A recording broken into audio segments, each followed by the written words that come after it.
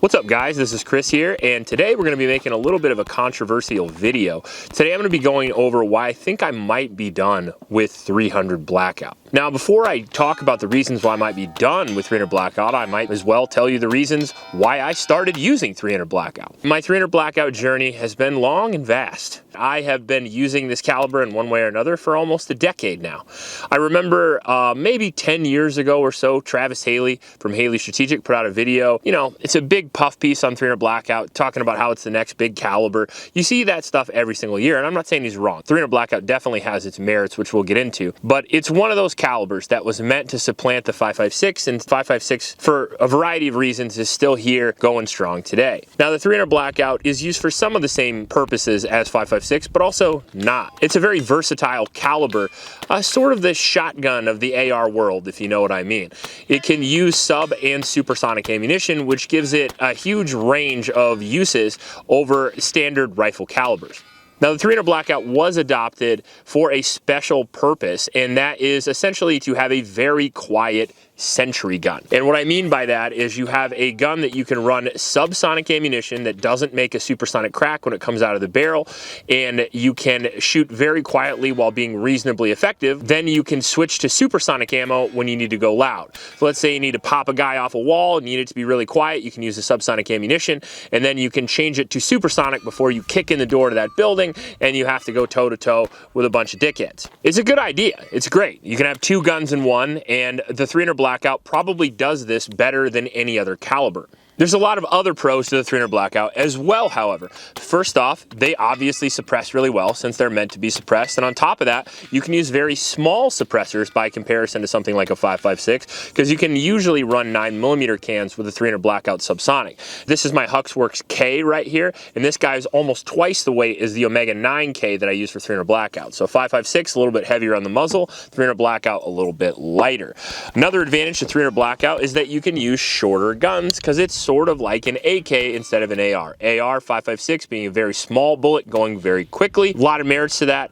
The AK and the 300 Blackout is sort of a heavy bullet going slightly slower. So with a heavy bullet going slower, you don't need as much barrel in order to make the round effective because it's already heavy, and you don't need quite as much barrel to spin up the velocity and make it go even faster to work better. That's why you see guns like the SIG Rattler here that have a 5 or 6 inch barrel, and with supersonic ammunition, they're still very effective, similar to the way a Krink would be. Whereas standard barrel length today for 5.56 is going to be something like this. This is an 11.5 BCM. Now you can go to 10.5, but 10.5 is really pushing it. Those calibers are really only super capable within 100 yards and pretty rough on parts and sort of beat themselves to death because of how heavily gassed they are. That being said, the 11.5 doesn't have those issues, so they really are in a lot of ways the shortest you probably should go with a 5.56 in my personal opinion. So you can see already the 300 Blackout is 5 or 6 inches shorter than your average 5.56 and still capable, which is really nice.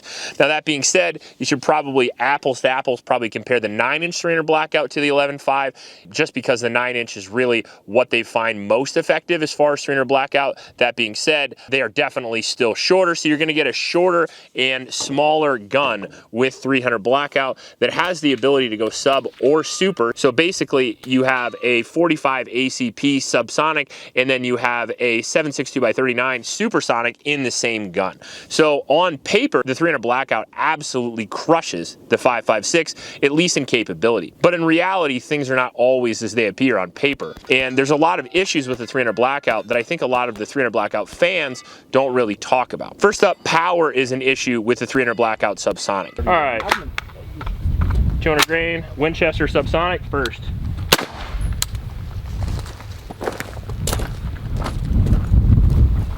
Went right through and out the other side, but it does have a little bitty corkscrew wound channel.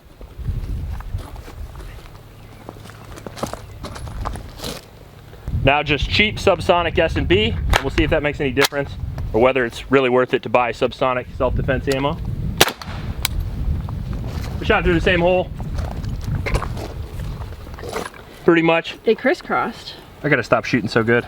I've seen some videos on this comparing it to 45. I've seen some videos on this comparing it to 5.56. And of course, 5.56 supersonic is going to be far superior to the 300 Blackout subsonic. It's moving 3 times as fast almost. So you're definitely going to get a lot more power with the 5.56 as compared to 300 Blackout subsonic. And if you're going to shoot 300 Blackout subsonic, you come up with another interesting problem. It's like 3 times the price of an average 45 ACP. And if you're shooting about the same power, if you're only shooting subsonic, the 300 Blackout is just a waste of money. So that's where my first problem with 300 Blackout lies, that I almost exclusively shoot subsonic. That's me. I'm the guy I'm talking about. And if I'm going to shoot subsonic all the time out of 300 Blackout, why the hell am I paying $1 or $1.50 a round when I could be paying 25 cents a round to shoot 45 ACP? All right, so now we're going to try a few different calibers just to compare. And I'm up with the new Ruger 45 ACP, and we have 180 grain American Eagle. At least I think it is. It's American Eagle 45 ACP. And they're only full metal jackets, sadly, not hollow points, because I don't actually have any 45 hollow points available. I know.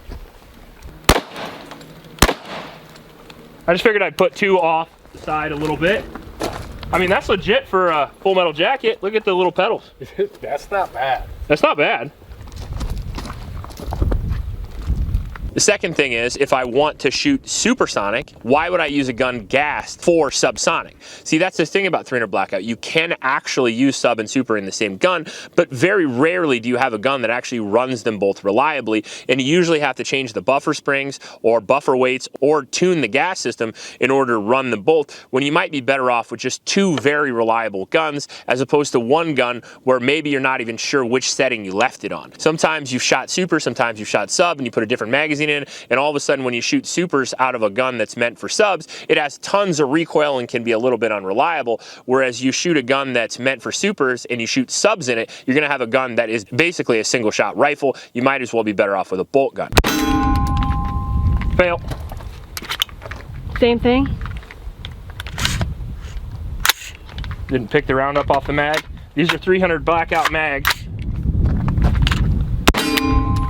So not only can you induce a lot of problems, reliability issues with the subs versus supers, but you can also spend a lot more money. Now on top of that, back in the day we used to use 300 Blackout in the same magazines, but these days it's definitely recommended to use 300 Blackout magazines and 5.56 magazines. Now some of the issues with that is sometimes you mix up the magazines because they look awful similar. Now I've never done this, but I've heard of people doing that, and I've also never done this, but I've also heard of people putting 300 Blackout by accident in a 5.56 gun, having both ammunitions, and that is not great. You do not want to do that. So you can have an issue with just overall keeping track of everything with 300 Blackout as well, because it runs 2 different types of ammunition in the same gun. Now another reason, and probably the main reason I'm tired of 300 Blackout, is simply because the guns aren't as reliable as their 5.56 counterparts.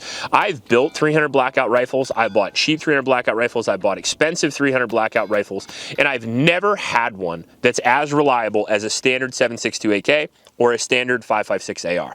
And I know there's a lot of you out there that are going to tell me that you do, and you probably do. I'm sure that they exist. I just haven't had one. And the fact that I've had about 10, roughly, 300 Blackout rifles and pistols in my lifetime, and I haven't had one that I would absolutely 100% trust with my life, is a little concerning for me for the caliber overall. And I watch a lot of videos on 300 Blackout, but mainly when I make videos for my channel, I'm talking about my personal experiences. And that's all this is, by the way. This is just my opinion and my own personal experience. And in my personal experience, which is relatively vast, I have never had wonderful luck with 300 Blackout. Now that's mostly because I'm shooting cheap subsonic ammunition, most likely, but still, that's what I meant for the gun to use. And if I use cheap subsonic 45 ACP through a Ruger LC carbine or maybe an X-Tar or something like that, I seem to not have those same issues. Conversely, if I use a cheap 5.56, let's say if I go out and get a Radical Firearms 5.56 like I did a couple months ago, no reliability issues, and it's $350. So I'm just simply saying that it seems to me at the very least that the old school calibers appear to still be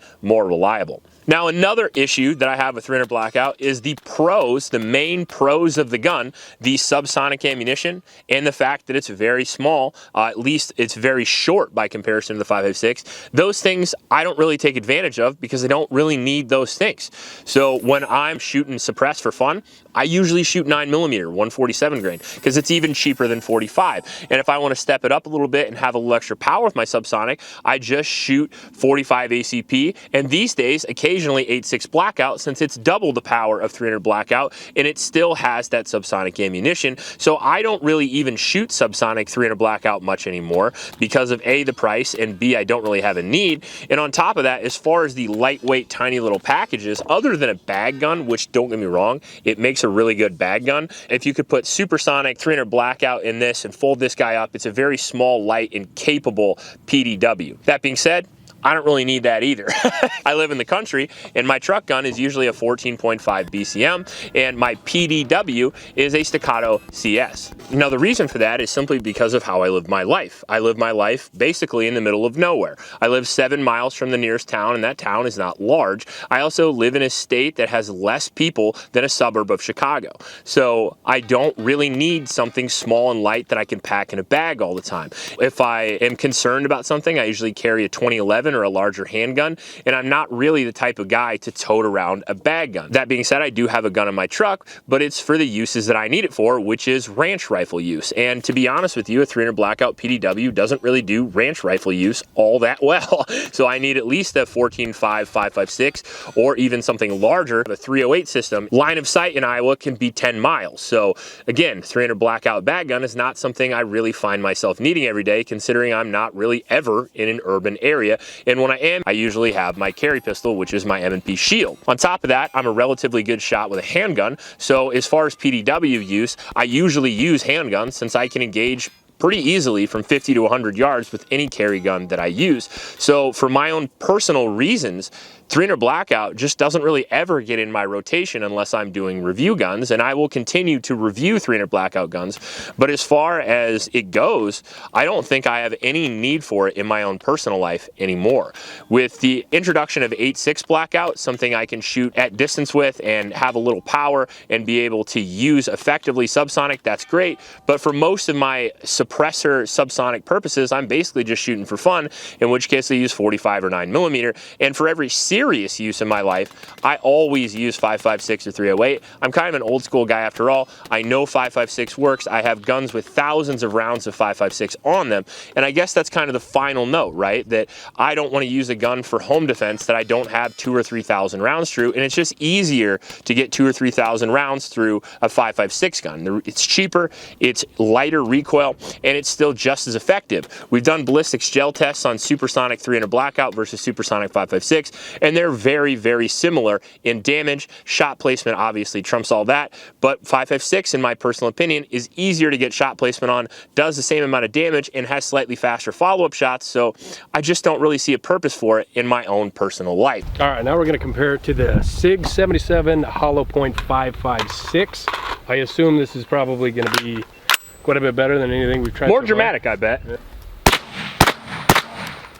Yeah. If anybody's wondering, he's holding my home defense gun. That's okay. And that's what my home defense ammo would do. Yeah, I that hate wins. That is legit. Look at all the copper pedals. 5.56 for the win always. Now, I'm not saying that you don't. If you live in the middle of a city and you live in a dangerous neighborhood and you want to carry around something that you might need in a very serious situation, the SIG Rattler is a phenomenal choice for that. Like if I lived in a really bad neighborhood in a big city and I wanted a bag gun all the time that I was going to put on my back, I was going to put it in my truck, I was going to take it out of my truck when I got home, and I was going to pop it back in and be diligent about carrying a weapons platform like this, a 300 Blackout's a great choice. A phenomenal weapon in close quarters that you can keep concealed on your person. So like let's say your scenario that you're talking about, yep. A rifle like this, how are you going to blend in with it? Sure. Well, I mean, it folds, so it's a little bit shorter. It's not going to be perfectly blended in, but since I'm not a hot girl, nobody looks at me all the time. And if I had like a big flannel on, let's say, and you're running a single port sling, sort of like how the Secret Service hold them. Like, you ever seen how the Secret Service runs PDWs? Literally just up under your shoulder like this. And if you had a big coat or something, it's not the world's most concealable thing, but it's a hell of a lot better than a 16-inch AR-15. It's going to be fucking hanging way down there, you know? So you could conceal it. Most or in a likely backpack. in a bag. I have a backpack with a shoulder strap, and if you kept it in that, you can flip that bag around and unzip it, and you can have it out in a couple of seconds. I've done it with my MP5. But that's the main way you would carry it. But again, it's not a philosophy of use that I'm really interested in. So if that's you, by all means, get after the 300 Blackout. Another easy reason for that would be you want the quietest possible thing for home defense. 300 Blackout's great for that as well.